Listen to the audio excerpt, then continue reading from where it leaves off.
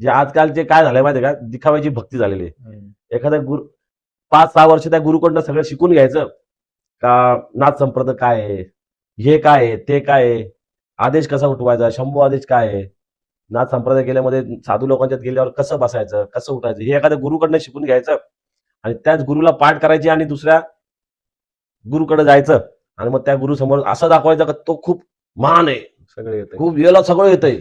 पण आता त्यांना नाही बोलावं काय, पण त्याला बनवलंय कोणी? त्या शेंबड्याला नाक पुसायला येत नव्हतं. त्याला तुमच्यात बसवायला शिकवलं, त्याचा पण काहीतरी विचार करा ना. त्याला बनवलंय कोणी? कसा काय इथपर्यंत आला? अरे ज्या माणसाने याला 5-6 वर्ष लहानाचा मोठा केला, याला सर्व ज्ञान दिलं, त्याला सोडू शकतो, तर ह्यो तुम्हाला किती दिवस पकडून राहील? बरोबर. बरोबर आहे का नाही? असे किती गेले माझ्याकडनं गेलेला मी परत विचारतच नाही. माझ्याकडे किती आले किती गेले. आज जे माझ्या गुरु बंधू बनून राहिलेले आहेत ना, असे कितीतरी माझ्याकडे संपर्कात होते.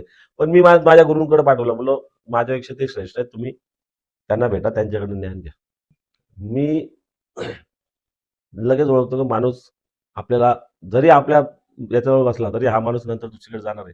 दुसरीकडे जाण्यापेक्षा त्याला माझ्याच गुरुच्या पाशी ठेवतो ना. मला नाही फरक पडत का माझ्याकडे आला किंवा माझ्या गुरूंकडे आला. माझ्या गुरूंनी मला तयार केलंय. बरोबर. माझ्याकडचा माणूस जर त्यांच्याकडे गेला तर मला आनंदच आहे.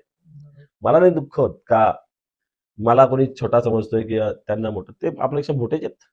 गुरु गुरु होत आहे, चेला चेला होत आहे.